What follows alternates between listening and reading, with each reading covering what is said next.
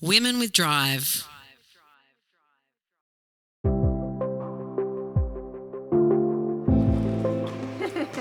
Hey guys, come over here for a sec. Sprint it in, let's go, hustle up. You guys as well. Hey. Oh, sorry. I'm just really pleased to introduce all former Boomers, legends of Australian basketball. Tom Maher, champion coach, ex-Opals coach, Olympic coach, China, amazing. Timmsy, our greatest ever guard, surely. Second best, Sharon, championship winner with the Boomers. So these guys are fit, looking ready to play. They're going to join in the Indy now, so get it going, full court defence, one to start with. But look, they're just coming down and have a look around today. Great to see you guys. We've got 10 years ago, the Boomers won the championship on the show court. First championship for the club. Obviously, we're hoping to get the second this year, and we've got that event coming up, and just great to see you guys down, and I wanted to introduce you and say hello to everybody. Thank you. Hello.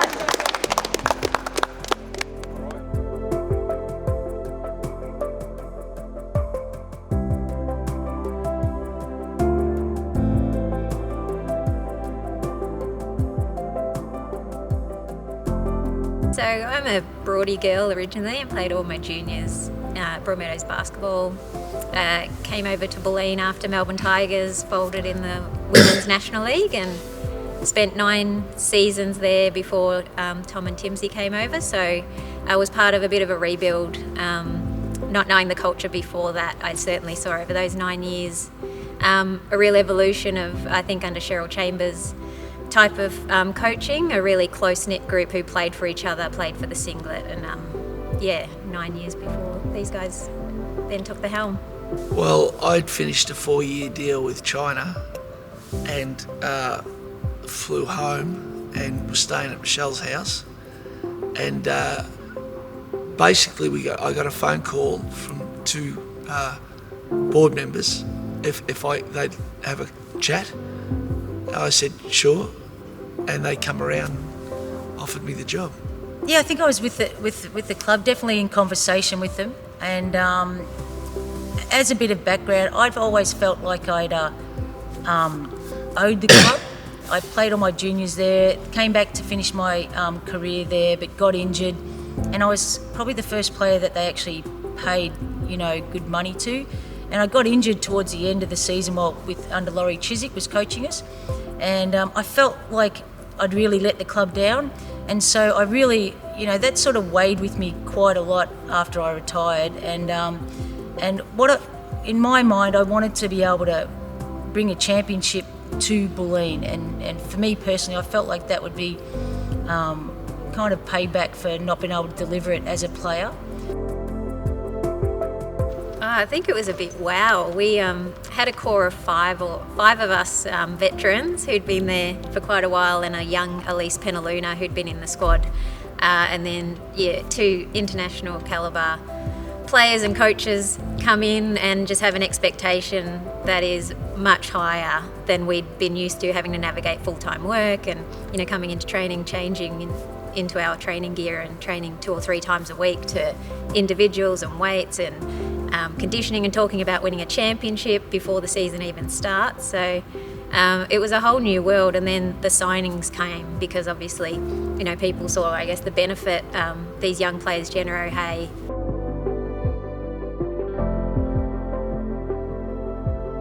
Yeah, I think 2 grand finals in a row sounds like it would have doubled the pain, but that season felt almost new, like it was quite revived. And so we had good momentum, but I think it was probably just a new team and a new group coming up against a very experienced team in Canberra in that second grand final. And Lauren Jackson. Yeah, exactly. Yeah. It wasn't just Canberra. That was the big LJ and Liz showdown, wasn't it? Yeah. Oh, it was not a comparison.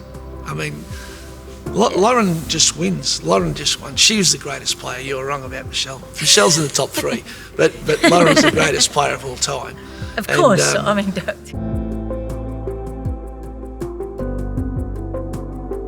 Well, I thought it would be, a test, but I wasn't overconfident, but I wasn't underconfident. It's just a game, and We just the young kids that we recruited had like evolved into the roles that we were aspiring. Look, I asked them straight off when we recruited them, what do you want to do? And they said, we want to play for Australia.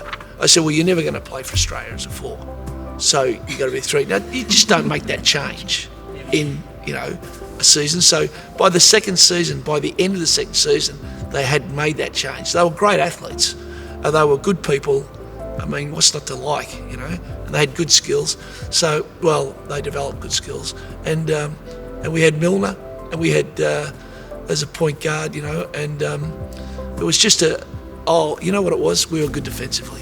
Yeah. We were a good defensive team. Yeah, I mean, Desi's just an amazing person. Anyone who has played with her for one game or even just spent an hour with her would know she's just got the biggest heart. She's generous in her sharing. She's courageous in her leadership, and she keeps people accountable. So I think as an on-court leader and off-court, she's the whole package. And her and I, we've got a long history. We came to Bulleen, I think I was there the year before, but we'd had 8 years together before that group. And we were as hungry as ever for a title when we saw the talent that had come through, and we knew what we had to do to win it. We just really, I think, went to another level, but also took that leadership responsibility, I guess, a bit more on our shoulders to make sure that everyone was going in the same direction. So he took you out to give you a big round of applause. 103, geez. Yeah, we Smashed piled it him. on. Yeah, listen to that crowd. Oh, Lizzie. That's good, kids. Is that Abby Bishop as well? Did you say Abby Bishop Tolo? They have Jackson in this one as well. No. Yeah, you gotta love it. Watch like Desi, Anna, Shell. Look, Shelley burst. Yeah. Rap. She's a good bird, isn't she, Sharon? Oh, Jenna, hey too. God, what a Jesus. Kylie. Oh, wow. 25. And Meals. Nearly a tot under. There's Desi. Liz getting in on it. Yeah, she does, of course. There's Karen and that was Robin. great. Jesus, yeah. Oh, that was fantastic.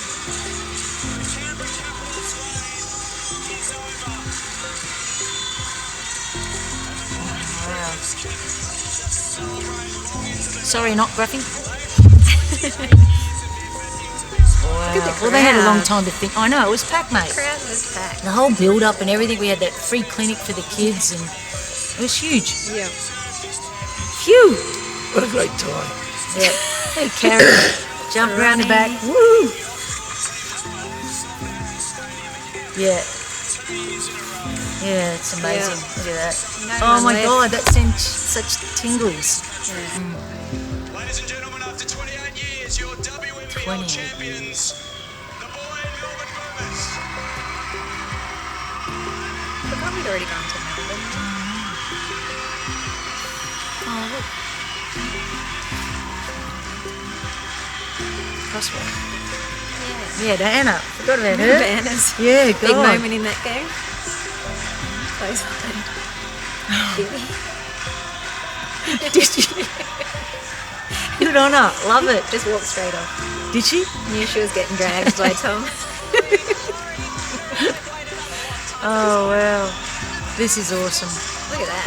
And Rod Gregory, Global Melbourne Boomers. Rocket. Yeah, he was such a great supporter.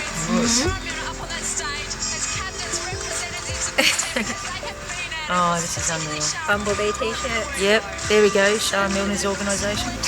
Did you sell that business? Yep.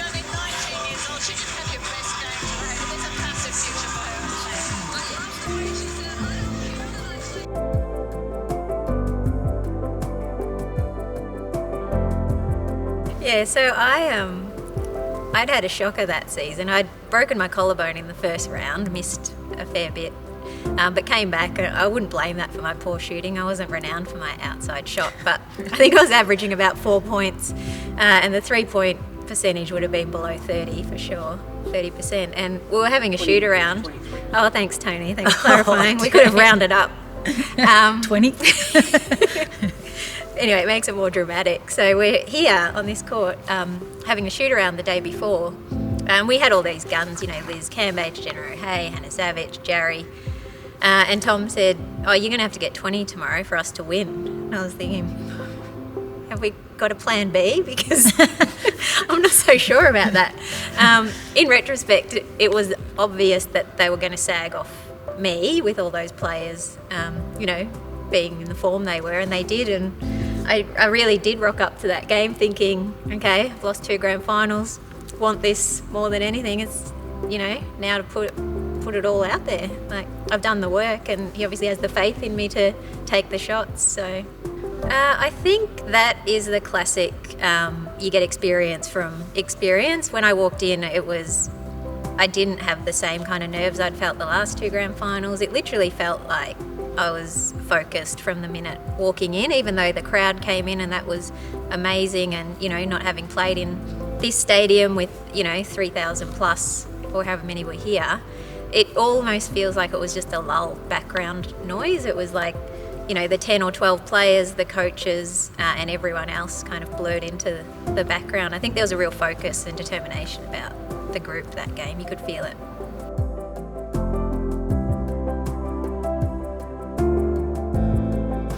There's a great sense of relief or something that you get when you win. And I just remembered it was I liked the people. They were really nice people. And it was just it was a great day for women's basketball. I mean, Bulleen had never won a championship. They were famous for producing great player juniors. They had always had great juniors. It was a big area, big basketball area, and they'd never won a WNBL title, and it was just a nice thing for that community. When you're the coach, you're aware of the people that help and don't get anything for it, and it was nice for John O'Brien and the committee and the managers and the workers. It was really nice for them to feel part of something. I don't know where to start without getting emotional. It was, I don't know why I'm getting emotional. We were a blubbering mess, the two of us. Yeah. I don't know why I'm getting emotional. We did it for the Timmsies and Jan everyone. Collins, all the faces. Yeah, I don't know why I'm getting so emotional, but it was huge. It was something that hadn't been done, and it was so special to so many people. And please cut this because I'm very embarrassed. I'm even tearing up, but that's how special it was. We battled hard to raise the funds. Our president was outstanding, our vice president, Grant Waldron, Kim White. They made sure that we had, they did their best for us to make sure we could get on the court. And Robin and I ran around trying to get sponsors, and she did the admin and the organisation, and I was trying to get sponsorship dollars, begging to everyone. So it was just a huge thing, and then to be able to understand the struggle and feel the struggle for a couple of years and want something so bad and it not turn out the first year, and then finally been able to get it all come together, and all the hard work that everyone had put in, and the volunteers and the hours of meetings that good people would Kerry Lees and Robin Menarkis and our board, our little group of volunteers put together, all that work and all the history of the club that had never seen a championship, and from back in the day with Jan Collinson, being part of it as well. There was just a tremendous amount of pride and emotion attached to the win, because it just wasn't about, the win represented so much more than just a WNBL title. That was the moment I think the noise came back for me once the siren went, and then to look up and it was just face after face of people who had paved the path or done the really hard yards to keep the club alive. Yeah. That was just, an amazing feeling.